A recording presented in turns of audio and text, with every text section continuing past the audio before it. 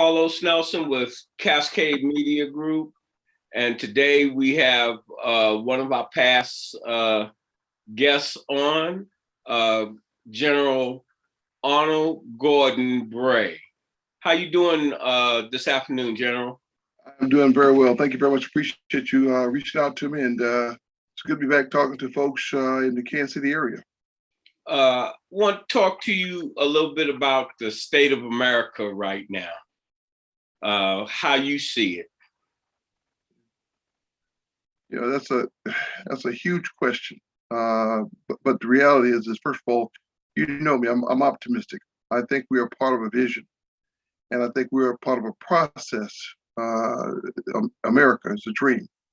It's a process, and the process that right now where we stand, we've had a few years of leaders who challenged what has preceded the making of this nation. And in that process, a lot of old feelings have been awakened. A lot of processes that have allowed us to mature have been forgotten. And I'll talk about two of them, if I may. This is a nation that had a vision where all men are created equal.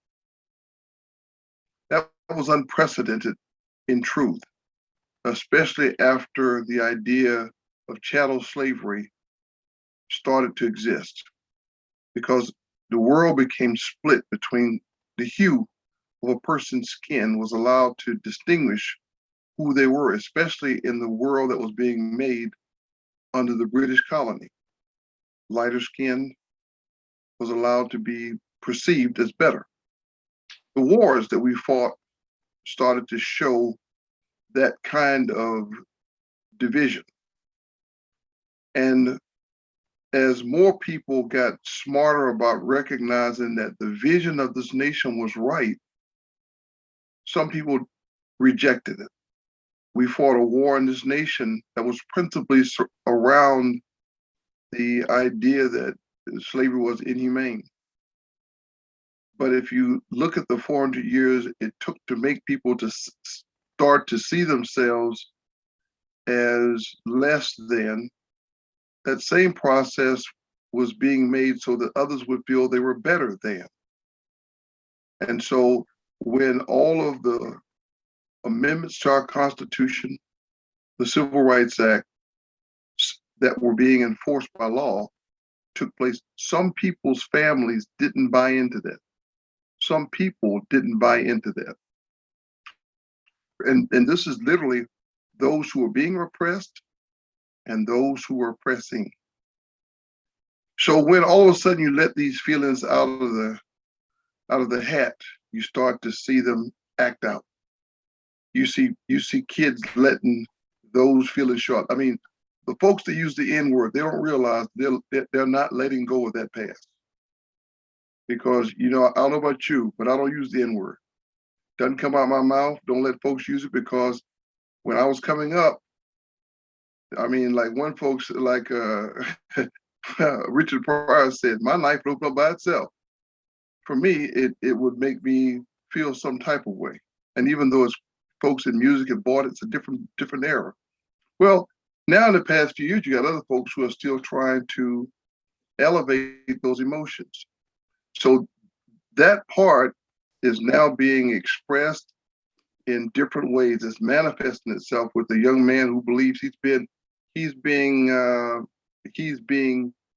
outed. He's being left out of this new world because his skin isn't dark enough. When the world is starting to brown, to tan, because people, men and women, are starting to get together because the laws.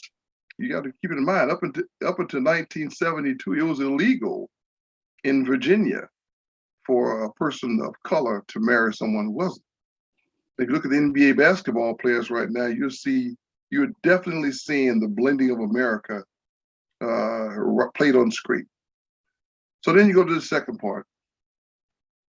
We also learned You're right there in Kansas City. Go west out to Dodge City. Dodge City and Wichita, Kansas. Those were two of the most rowdy places in the making of America.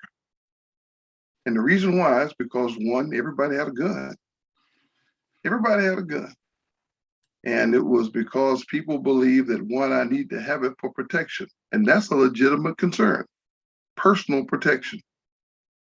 But as the law started to establish itself, people found less of a need to walk around and routinely have to protect themselves with a gun because there was law.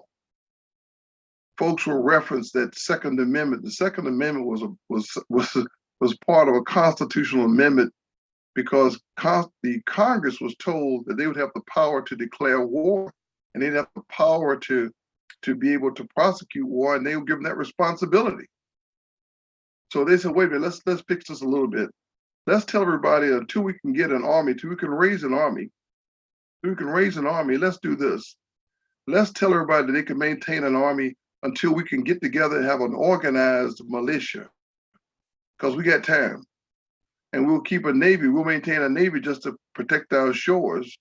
And so we'll have time to raise that army. And so everybody could protect themselves. And they still have the right to protect their individual places.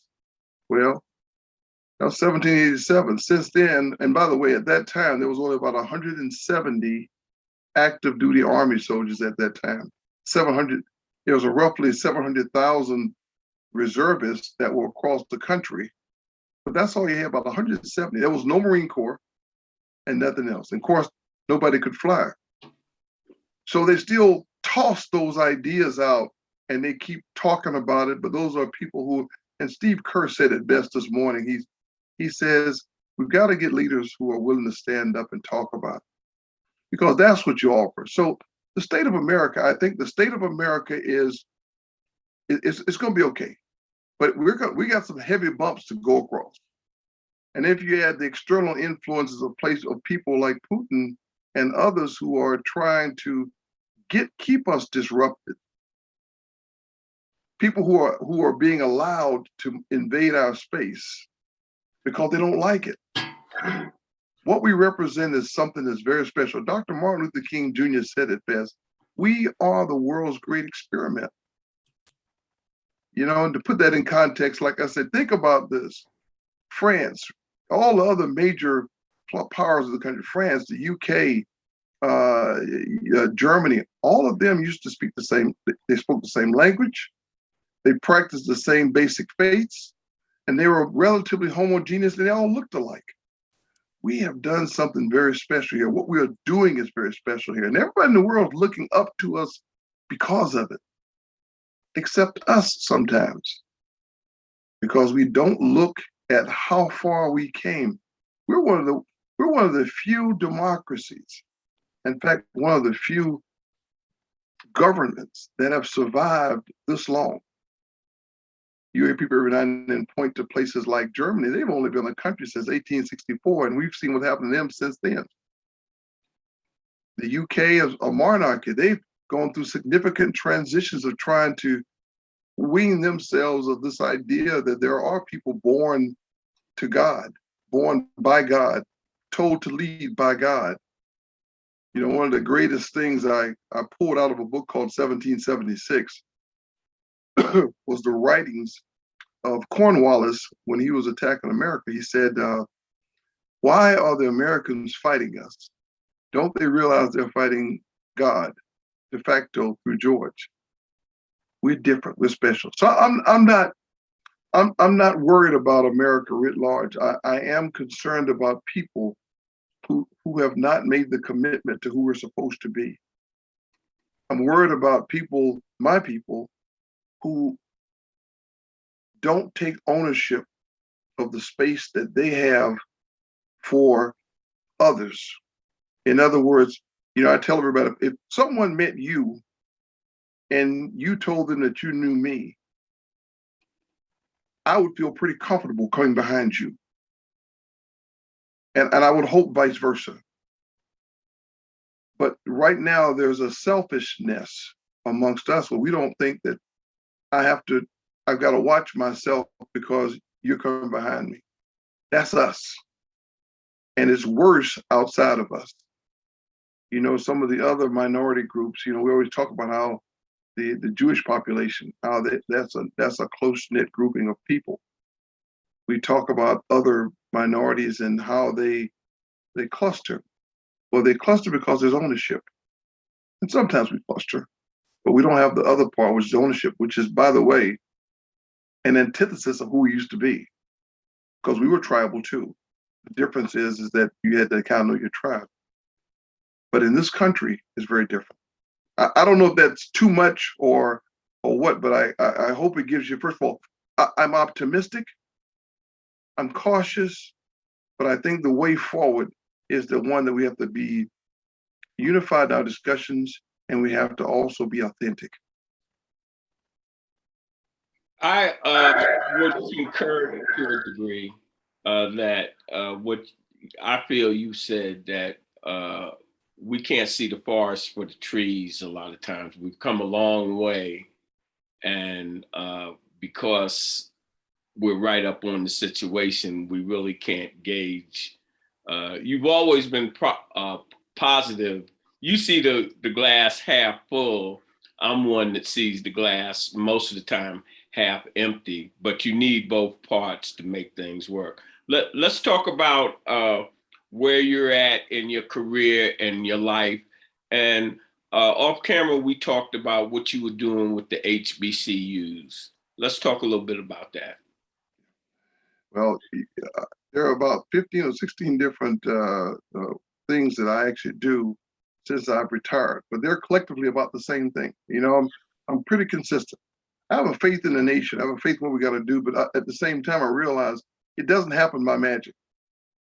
It takes people who are willing to commit themselves, and sometimes you do it because it matters to you. Sometimes because people see it in you, and you do things, and you get paid to do it. I have combinations of those things. I do a lot with various community actions, from assisting with the blind to working with folks who with minority groups. In fact, I even work with the Steel Esteem Village in Kansas City, and William Wells and that crew that are just absolutely doing gangbusters work down there on Paseo and 18th, but 14th. But the reality is that the other things that I do, that I've got to help our soldiers, sailors, airmen, Marines, and I do that sometimes through some of the HBCUs. Specifically, there are ROTC programs. I call ROTC a teleporter for people's lives, because becoming an officer makes you automatically have to start to deal with and work with executives. So I work with high schools, especially in the Halifax County of North Carolina, helping to establish leadership schools inside leadership programs inside the high schools there. I'm on the aviation board at the Elizabeth City State University. I work with I'm a trustee at North Carolina Wesleyan University here in Rocky Mount, North Carolina. And most recently, I have signed on as an advisor and director at the Fayetteville State University, part of the University of North Carolina system, down in Fayetteville, North Carolina. And in all of these different venues, there's a thread, because there's that idea that if we can allow our military, especially here in Fayetteville and southeastern North Carolina, where, excuse me, previously named Fort Bragg, now Fort Liberty, exists. You've got the largest population of military in the country, and it's literally just under 6 miles from Fayetteville State University. That's a natural linkage to be able to leverage both the population and the talent that exists at that university with the mission and capabilities of Fort Bragg, North Carolina, and the opportunities it provides. So Dr. Allison and I, the chancellor at the university, see that as a place that we have to expand the opportunities for military. And for me, it's wonderful, because he has two specific programs that are powerful and need to be expanded. One is a center for advanced analytics. The other one is working with Homeland Security and national defense, whereby we can have both degrees as well as certifications to assist members of the population into careers in things like cyber at an HBCU. That gives you that option that when you and I were coming up, you were looking for, it's going to be good academics, is it going to be resourced? Well, we're getting to that point now where we're getting all the resources. You can make a legitimate choice about how you have your college experience. And so Dr. Allison is seeing that in spades, and he wants to expand both the opportunities out there, and he's even gone beyond just the programs in the school. He's actually putting literally his money where the mouth is, whereby he's a what's called a choice university in North Carolina. The Fayetteville State as well as Elizabeth City State University, whereby you can attend college for tuition in state, $500 a semester. $500 a semester. That's big time.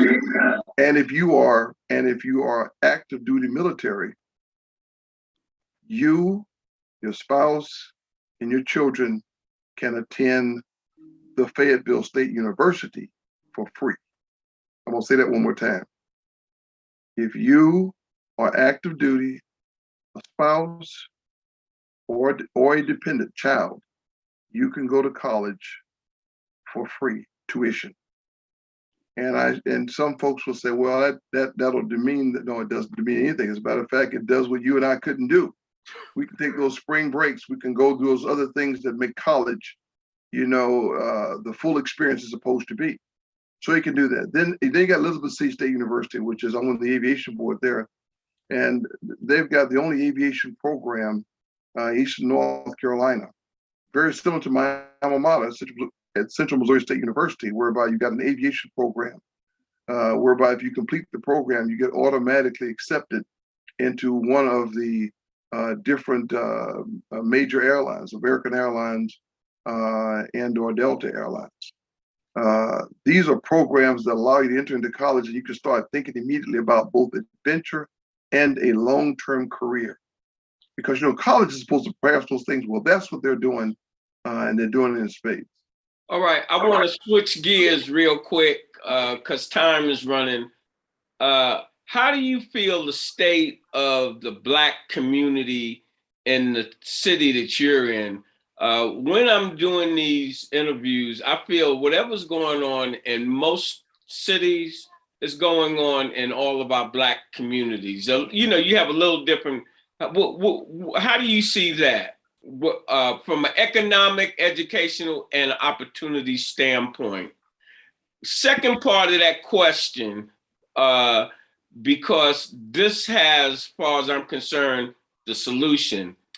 Do you think that we are holding our political representatives? I'm not talking about the overall society. I'm talking about the Black political representation across the board, school districts, politics, and everything. Do you think that they are being held accountable to push forward the proper legislations and so forth to move the needle forward as it relates to the laws that are governing us, that have most people of color in this bind? Wow. You must have pulled up Rocky Mount off the internet to look at some of those issues. First of all, I'm in a city that's 60% African American, 40% Caucasian, and it vacillates in different parts of the city. So our leadership is a combination leadership. My particular ward is led as white leadership, but the city itself is tilted to the African American leadership. Uh, educationally, we've started to try to right a ship that they failed on about 7 years ago, and I've actually written against that already, and specifically they missed an opportunity with a very progressive superintendent who left and became superintendent of the year in North Carolina. He had a contract with Apple whereby he could change and keep the curriculum up to date. And he was in the process of shifting and getting the teachers behind, but they felt like they were being pushed too hard. But they don't realize that they didn't realize that one, they're the mechanism for pushing the kids to the future. And if they're being pushed, they're just getting they're getting these digital native forward. Well, they missed that, and they're now trying to get back in line with making those moves. I mentioned earlier, there are people that still hold to the past. This is a southern city, and it has all of the elements of the South that goes with it. Those who see themselves as being in the past and are trying to step forward and trying to move forward. And then there are others who are still holding on to the past like anchors. I'm going to call one name out specifically. You always punish in private, but you praise in public. There's a gentleman named Don Bullock. He's part of the Old South. But Don Bullock recognized and always has recognized that a rising tide raises all ships. And the Boys and Girls Clubs is a specific entity that has myriad programs to help elevate our youth. After school programs where kids can go to. He saw this when it was struggling for dollars. He basically went to his company and kept it afloat both by money and also providing transportation to get kids to attend. He continues to do that. Most folks don't know it, but because I'm in Kiwanis, I also see his work and I see him do it. But he represents, in my mind, someone who's leaning toward the future, trying to do the right kinds of things. The leadership that we have, a lot of them have been around for a long time. And the African-American leadership, and everything becomes specifically about their ward or about the people of color. And unfortunately, that never moves the city. In fact, it then develops an ostracization between people, because what happens is they push back or they don't spend their money. Everybody's not Don Bullock. They're not. There are some others that will provide certain things, but the reality is it's not moving forward. It's sometimes you'll see they'll even do to ostracize other African Americans. We'll fight ourselves. You'll have someone, for instance, he's running for an office, and because he didn't roll with everybody else, they call him a Tom. You see, and this is and the person I'm speaking of, without saying his name, he was a person who was getting a lot of Caucasian money to help his ministry and a part of the town to the tune of $250,000. But because he wouldn't play one side or the other hard, but in order to be reelected, he knew where it was buttered. He had to adjust, and so he didn't go all the way, but he went further enough away from who he was that I thought he damaged his character a little bit in what he did. The challenges we have is that's what we do to each other. You know, we have these knife fights, and everybody gets to bleeding a little bit. There's another young man that's on my council here, and he's relatively new. He's come in with a clean agenda. He has shown incredible spine about holding the line about what he believes. And sometimes he will go one direction or the other, but it is never, in my mind, I think, associated with a specific agenda, but associated with issues. That's what we have to do. Now, at a state level, generally, I don't get involved in politics specifically. I've only got involved in two cases on a direct issue. One is I made it known that I thought President Trump was not a commander-in-chief. I wrote about it. I stated why. And it was never about Trump or never Trump. It was about the fact that he didn't lead from the front, didn't accept responsibility. And I thought he made a lot of mistakes with people who hurt us and did not have our interests in mind. And I think I was validated when I talked about his lack of commitment to the nation when he was willing to fracture it, willing to do all the things. And so I spoke out against that. I spoke for and have spoken for and speaking for now an African-American woman who's running for senator. And her name is former Supreme Court Justice Sherry Beasley. Justice Beasley has been a centrist. She has friends on both sides of the aisle, and as Supreme Court Justice, she looked at women's issues, she looked at minority issues, and she puts everything in kinds of context, led by her litigious beliefs as well as her spiritual beliefs, and they're consistent. Now, to anyone that's exceptionally conservative, they'll say, well, she's too progressive. If someone is excessively progressive, they'll say, well, she's not bending enough. But that's where most Americans are. And so she finds herself there, and she's a Democrat, happens to be a Democrat, but the reality is I think that's because she had to figure out where the line she get most of the support to go forward. Because you and I both know independents don't have a chance in hell of ever winning. Yeah, that's the thing, General, that you have to really make some hard choices. I know I have to make some hard choices trying to represent the Black community, but the Black community, it has resources, but how we use them, two different things.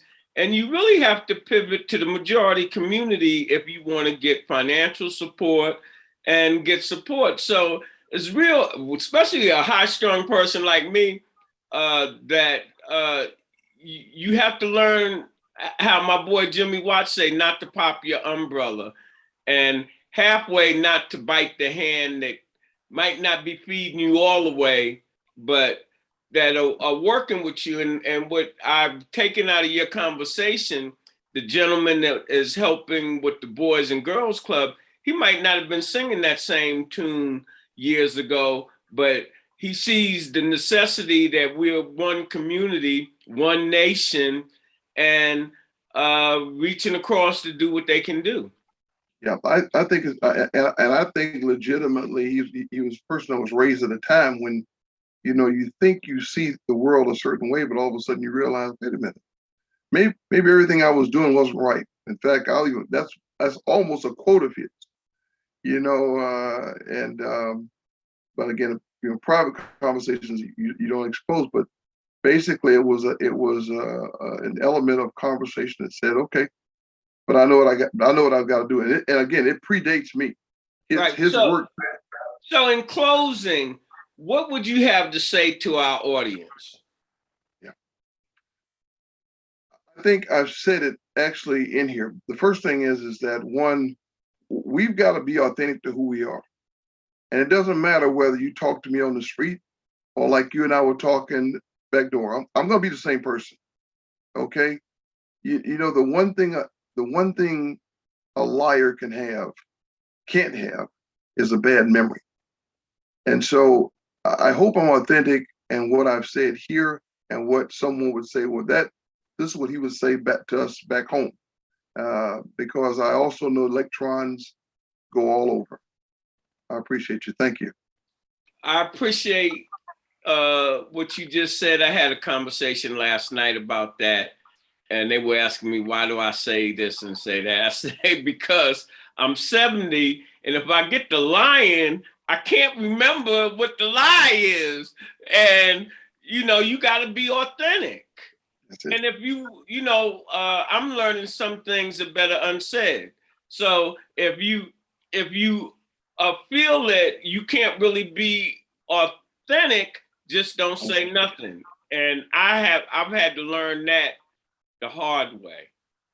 And what I would say to you, from the time I've met you, from afar, you even mentor me by what you say, how you have carried yourself and what your values are. Because I don't agree with a lot of the things that are in the United States and the predominantly white community and establishment.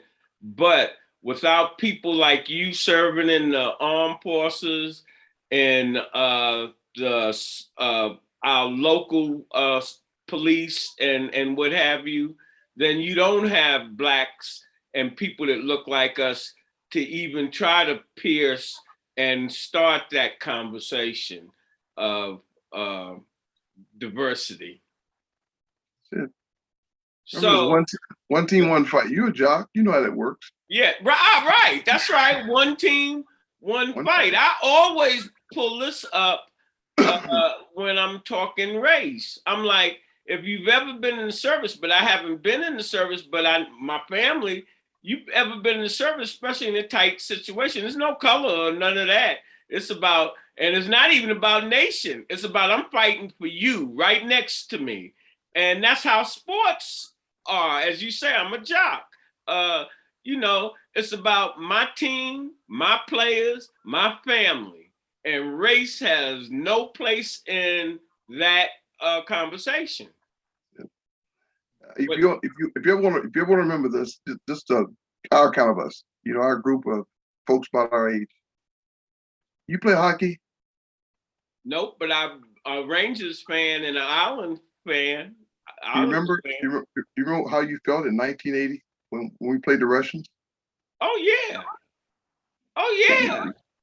It was magical. It was magical. When you watched us play, when we played the Russians in basketball with the Dream Team, magical moments, because that's what happens. And do you remember in 2000 and 2001, when the nation, when we watched both aisles come together, when we were struck and the Twin Towers dropped. Those are moments when people the other time when the war wasn't even intact, that made the same thing, that same feeling, was when one of the, I think it was Chavez from South America, started to talk about George Bush. Charles Rangel said, he said, Mr. Chavez, that is my president. I can talk about him, but you don't have that right. We haven't had that kind of allegiance in several years. But at the same time, I know from having met legislators from both sides of the aisle, it's there. It's there. And if they believe that they're supported by their people, we'll start to elevate. So that's what gives me that half full sensing that we'll get there. And by the way, I know some brawls and some bruises. I'm not an unrealist. I'm not a non-realist. I am realistic. I'm just hoping. All right. Well, as we always say when we close, when you invest in your community, you're really just investing in yourself. Good night. Godspeed. Thank you, man. The program is brought to you by the Kansas City Business Association.